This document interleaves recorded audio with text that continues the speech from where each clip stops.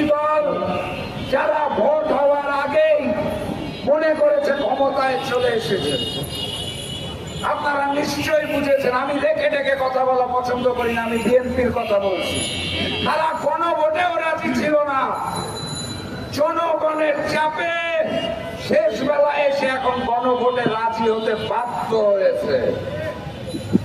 এই বিএনপি এক সময় তত্ত্বাবধায়ক সরকারে রাজি ছিল না, সময়ের পরিপ্রেক্ষিতে তত্ত্বাবধায়ক সরকারের দাবিতে তাদের রাজপথে নামতে হয়েছিল। এই বিএনপি আজকে পিআর পদ্ধতিতে রাজি হচ্ছে না। ইতিহাস সাক্ষী, তত্ত্বাবধায়ক না মেনে যেভাবে রাজপথে নামতে হয়েছিল, আগামীতে এই বিএনপিকে আজকে পিআর না মানলেও আগামীতে পিআরের দাবিতে রাজপথে নামতে হবে। আমি কথা দিয়ে গেলাম, গণভোটে বিএনপি। এই হচ্ছে আপনার বক্তব্য, আপনি জ্বালাময়ী বক্তব্য রেখেছেন। সো আপনি তারেক রহমানের কথা শুনেছেন, আপনি এখানে খণ্ডন করতে পারেন এবং আপনি এখানে আপনার বক্তব্যে বেশ কিছু কথা বলেছেন। সেই কথাগুলো পক্ষে বিপক্ষে অনেক রকম আলোচনা আমি দেখলাম এবং আপনি যেখানে বক্তব্য রেখেছেন তার নিচেও আমি অনেক মন্তব্য দেখলাম। সো রাশেদ ভাই। জি, ধন্যবাদ টিটু ভাই, ধন্যবাদ তারেক ভাই, আমার সহ আলোচক এবং যারা যেখান থেকে শুনছেন সবাইকে জানাই আমার দল জাগপার পক্ষ থেকে সংগ্রামী সালাম এবং শুভেচ্ছা। আসসালামু আলাইকুম।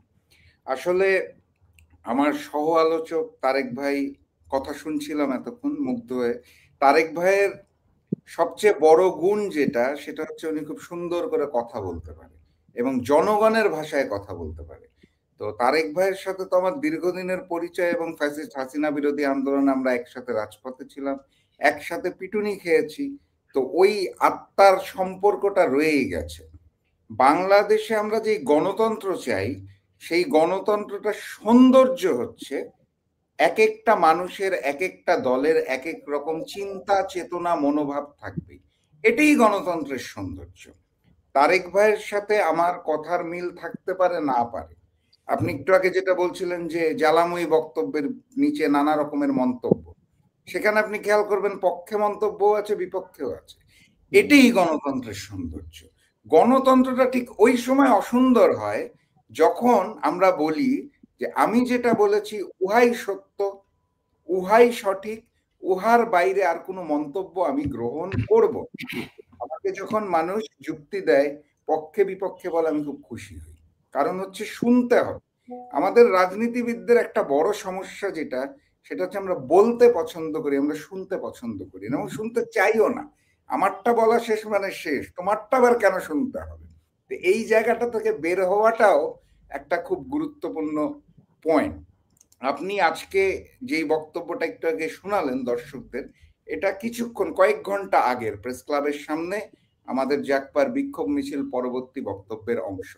তো সেটা তো আপনি বক্তব্য শুনিয়েই দিয়েছেন, ওটাকে আসলে নতুন করে কি ব্যাখ্যা দিব আমি জানি না। আমি সংক্ষেপে যেটা বলতে পারি সেটা হচ্ছে, আমি আমার ক্ষুদ্র জ্ঞান এবং অভিজ্ঞতা থেকে যেটা দেখতে পেয়েছি, সেটা হচ্ছে তত্ত্বাবধায়ক সরকারের দাবি যখন এসেছিল, এইটা আপনিও খুব ভালো মতো জানেন, ওই সময় আপনিও খুব অ্যাক্টিভ ছিলেন, এখনো অ্যাক্টিভ। বিএনপি কিন্তু তত্ত্বাবধায়ক সরকারে রাজি ছিল না এবং পরবর্তীতে যে আমরা যেটা দেখতে পেয়েছি, বিএনপিকে তত্ত্বাবধায়ক সরকারের জন্য আন্দোলন করতে হয়েছে, সংগ্রাম করতে হয়েছে, গুম খুনের শিকার হতে হয়েছে, প্রচুর রক্ত গিয়েছে বিএনপির নেতাকর্মীদের, ছাত্রদল যুব দলের যারা ছিল। তো এই যে বুঝার এবং উপলব্ধিটার যে সংকট বা সমস্যা, আমি বলবো যে ওই সময় বিএনপি এটা বুঝতে পারে নাই তত্ত্বাবধায়ক দরকার, কিন্তু পরবর্তীতে তারা বুঝতে পেরেছে। আমি আমার বক্তব্য ওই জিনিসটাই তুলে ধরার চেষ্টা করেছি। আমার কাছে কেন জানি মনে হয় যে পিআর পদ্ধতির নির্বাচনের যে দাবিটা আমরা রেখেছি আমাদের দলের পক্ষ থেকে, যেটাতে আমরা দেখতে পাচ্ছি যে বড় দল এই মুহূর্তে পিআর পদ্ধতিতে রাজি না।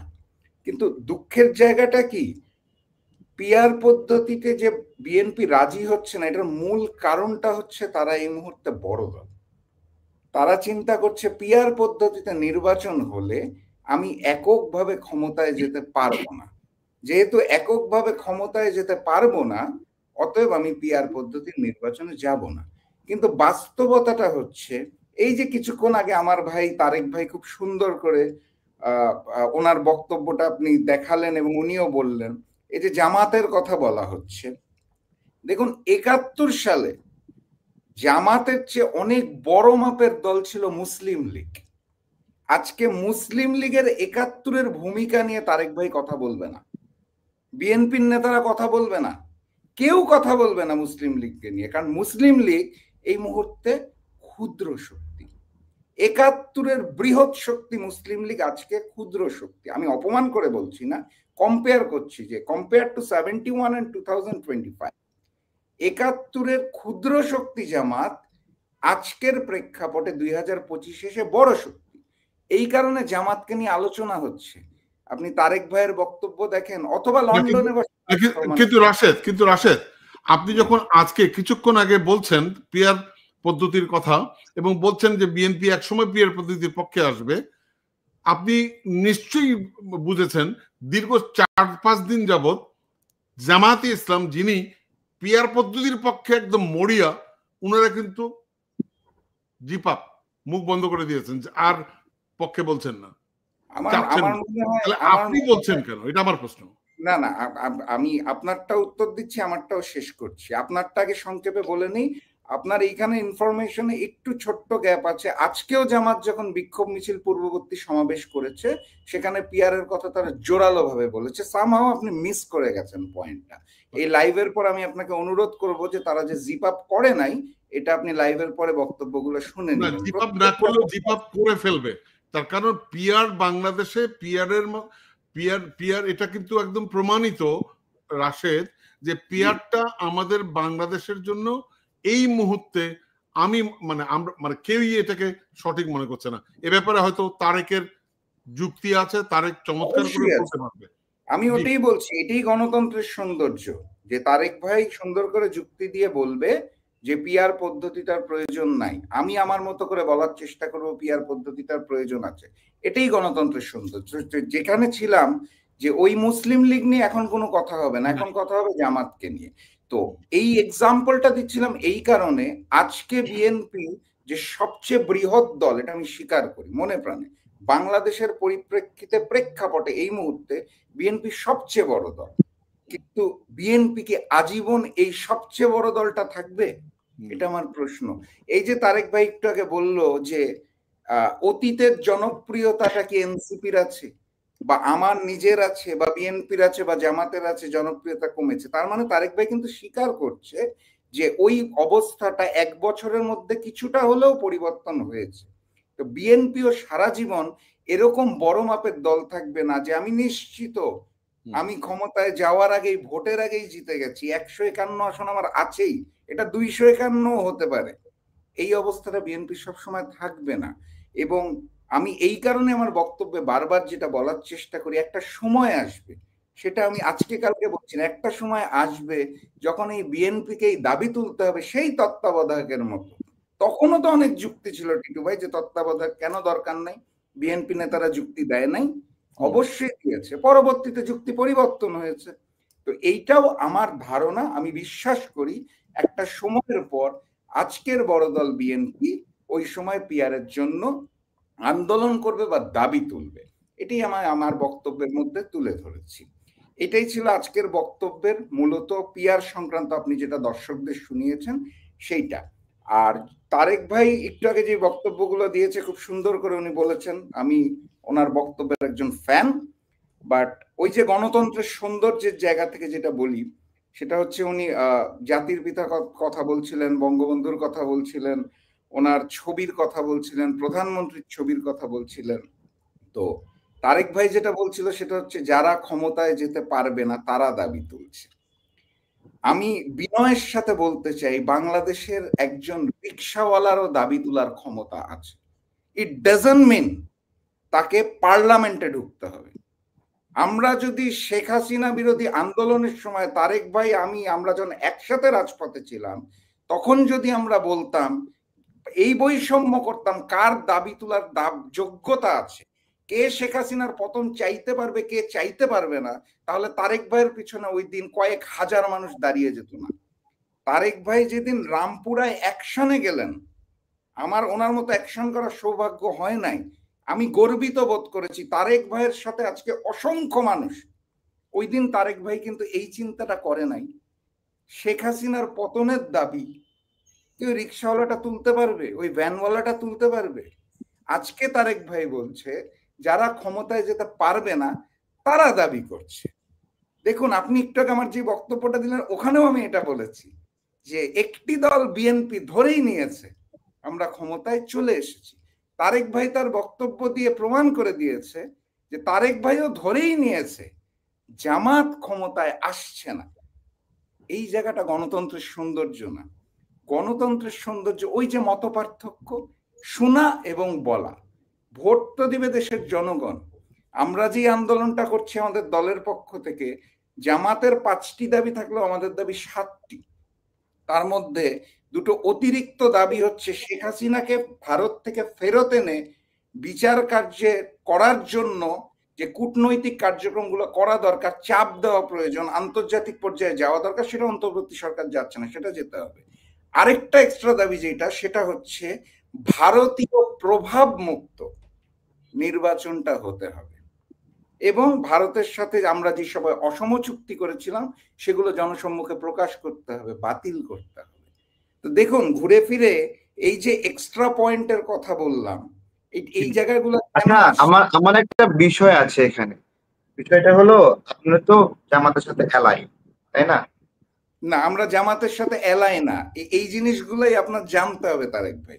কিছু কিছু বিষয়ে 7টি দল একমত হয়েছে, কিছু কিছু বিষয়ে জামাতের সাথে একমত হয়েছে। জামাতের সাথে একমত হয়েছে কি, প্রশ্নটা কি সেটা? না, কিন্তু আচ্ছা ঠিক আছে, জামাত আপনাদের সঙ্গে একমত হয়েছে, সবাই সবার সাথে একমত হয়েছে তারেক ভাই। এই জায়গাটায় আচ্ছা না, আমার বিষয়টা হলো, দেখেন আমার প্রশ্নটা হচ্ছে, যখন আমরা বলেছিলাম শেখ হাসিনার পতন চাই, আমি প্রশ্নটাই করছি। একমত হয়েছিল না না, আচ্ছা আমার প্রশ্নটা হলো ওই জায়গায়, দেখেন আপনি যেভাবে বললেন না, আপনি যেভাবে দেখেন, আপনি যেভাবে বললেন, দেখেন আপনি যেভাবে বললেন যে ভারতের প্রভাব মুক্ত নির্বাচন অথবা ভারতের আগ্রাসন বিরোধী, ঠিক আছে, সে জায়গায় আপনি ওই দলের সাথে একমত হলেন যে বলল ভারতের সাথে বন্ধুত্ব চাই, আর ওই দলের সাথে একমত হলেন না যে বলতেছে ফেলানীর হত্যার আমরা বিচার করব, আমরা এটা দেখব, আমরা এই পানির হিস্সা চাই। আপনি তাদের সাথে একমত হলেন না, আবার বলছেন আপনি ভারতের প্রভাব মতো নির্বাচন চাই।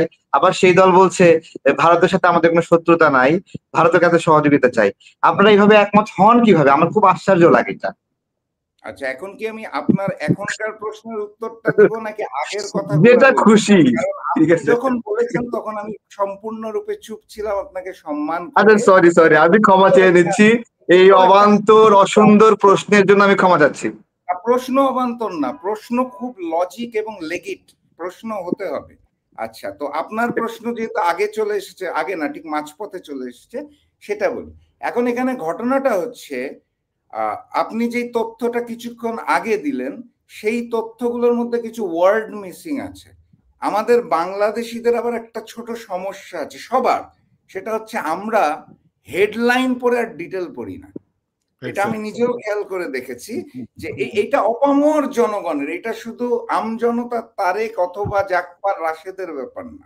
বাঙালি জনগণ হেডলাইনটা পড়ে বলে এই লন্ডনে বসে তারেক রহমান খারাপ কথা বলেছে, মগবাজারে বসে শফিকুর রহমান খারাপ কথা বলেছে, কিন্তু ওইটার আগে একটা লাইন আছে, পরে একটা লাইন আছে, মাঝখানে একটা প্যারা আছে, ওইটার ডিটেলিংটা না কেউ পড়েই না। এই কারণে আমির হামজা কিন্তু আসলেই খারাপ। অবশ্যই আমি সেটাই বলছি, যখন ডক্টর শফিকুর রহমান বলে বসলেন যে আমরা ভারতের মানুষের সাথে আমাদের কোনো সমস্যা নাই, ভারতের জনগণের সাথে আমাদের কোনো শত্রুতা নাই, আমরা ভারতের জনগণের সাথে প্রতিবেশী হিসাবে বন্ধুত্বপূর্ণ সম্পর্ক চাই, কিন্তু ভারতীয় আধিপত্যবাদ এবং তাদের যে আগ্রাসন আছে, তাদের যে সরকার আছে, এটাকে তাদের পরিবর্তন করতে হবে, নতুবা তাদের সাথে আমাদের বন্ধুত্ব সম্ভব নয়। পত্রিকার এই কথাটি ভুল বলেছেন, এভাবে বলেন নাই। ঠিক আমি আছে, পড়ে শোনাবো এখান থেকে। আচ্ছা ঠিক আছে, আমি তো ওনার অনেকগুলা বক্তব্য শুনেছি এবং আমার সৌভাগ্য হয়েছে একই মঞ্চে বসে বক্তব্য শোনার। তো এই কারণে আমি যেটা শুনতে পেয়েছি আমি সেটা বলছি। পত্রিকার হেডলাইন হচ্ছে আমরা ভারতের সাথে বন্ধুত্ব চাই, আগে পরের লাইন নাই। এখন এই যে বিবিসিতে জনাব তারেক রহমান তারপরে ভারতের পক্ষ থেকে বলা হলো আমরা জামাতের এই বিবেচনা আবেদনটি অথবা এই মতামতটি আমরা হলো বিশ্লেষণ করছি, বিবেচনা করছি বা বিবেচনা করতে চাই আমরা। এইটা খুব সুন্দর একটা কথা বলেছেন। মানে তাহলে কি ভারতের সরকার পরিবর্তন করতে বলছে এটাকে বিবেচনা করতে চাই, নাকি ভারতের সাথে বন্ধুত্ব করতে চাই এটা বিবেচনা করতে চাই? আচ্ছা সেটা কি বিবেচনা করতে চাই, আমার ধারণা ভারতের সম্পৃক্ততা আছে, যোগাযোগ আছে, তারা বলতে পারবে, অথবা যারা বক্তব্য দিয়েছেন তারা বলতে পারবেন। তবে আমি যেটা বলতে চাচ্ছিলাম তারেক ভাই, যুদ্ধর ক্ষেত্রে না, জাস্ট আলোচনার ক্ষেত্রে, সেটা হচ্ছে আমরা আসলে ডিটেলটা পড়ি না, হেডলাইনটা পড়ে চলে যাই এবং তারপরেই মন্তব্য করতে থাকি, গালাগালি করতে থাকি, বকাঝকা করতে থাকি। আমি আপনাকে গ্যারান্টি দিচ্ছি বিবিসিতে জনাব তারেক রহমান, লন্ডন থেকে, আপনি তারেক রহমান না, বিএনপির ভারপ্রাপ্ত চেয়ারম্যান তারেক রহমান যে ইন্টারভিউটা দিয়েছে 2 এপিসোডে, অসাধারণ interview. I respect and I salute, wonderful statement. আমি আপনাকে গ্যারান্টি দিলাম, আপনি ছাত্রদল যুব দলের নেতৃবৃন্দকে জিজ্ঞেস করেন আসলেও পুরাটা পড়েছেন, নাকি ওই যে এখন কোটেশন বানায় বিএনপি মিডিয়া সেল থেকে দিচ্ছে শুধু ওইটুকু মুখস্থ করেছেন। এটা কেন বললাম, বিএনপি থেকে যখন 31 দফা দেওয়া হলো, আমরা আন্দোলন সংগ্রামে বিএনপির সাথে একসাথে আন্দোলন সংগ্রাম করা ছাত্রদল, যুবদল, শ্রমিক দল, বিএনপির বড় বড় নেতারাও 31 দফা পড়ে দেখেনি। আমার নিজের কাছে প্রমাণ আছে, আমি কাউকে অপমান করতে চাইছি না। আমি যেটা বলছিলাম সেটা হচ্ছে আমরা ডিটেলিং এ যাই না, আমরা হেডলাইন দেখি, আমরা আগে থেকেই মাইন্ডসেট করে রাখি বিএনপি আমার শত্রু, জামাত আমার শত্রু, মাইন্ডসেট ফিক্সড। আমি তো জনাব তারেক রহমান অথবা বিএনপির বর্তমান যে রাজনীতিটা হচ্ছে সেটা থেকে একটু দূরে আছি। একটু দূরে কেন বলছি, তাদের অসংখ্য জিনিস আমার ভালো লাগে, কিছু কিছু জিনিস আমার ভালো লাগে না। তো যেহেতু একটু দূরত্ব সৃষ্টি হয়েছে, সেই জায়গা থেকে আমি এখানে বসে আপনাদের দুইজনের সামনে, জনগণের সামনে বলতে পারছি জনাব তারেক রহমান লন্ডন থেকে যে ইন্টারভিউ দিয়েছে, I respect and I salute. আমরা না এই জায়গাটায় থাকতে পারি না, ভালোকে ভালো খারাপকে খারাপ বলা। আমরা ঘুম থেকে উঠে ফিক্সড করে ফেলেছি আজকে সারাদিন 3 বেলা জামাতকে গালি দিব, জ্বর আসছে 3 বেলা প্যারাসিটামল এবং নাপা খাওয়ার মতো। আরেকটা মানুষ ঘুম থেকে উঠে ঠিক করে ফেলে আজকে 3 বেলা বিএনপিকে গালি দিব। এই মাইন্ডসেটটা থেকে আমরা কেন জানি বের হতে পারছি না, এবং এইটা আওয়ামী লীগ আমাদের শিখায় দিয়ে গেছে। আওয়ামী লীগ আমাদের ব্লাডের মধ্যে ঢুকায় দিয়ে গেল যে আমরা শুধু অ্যাটাকই করব, আমরা খালি বলবো, আমরা সমালোচনা শুনবো না, এবং যেটা ভালো সেটাকে ভালো, যেটা খারাপ সেটাকে খারাপ বলতে পারবো না।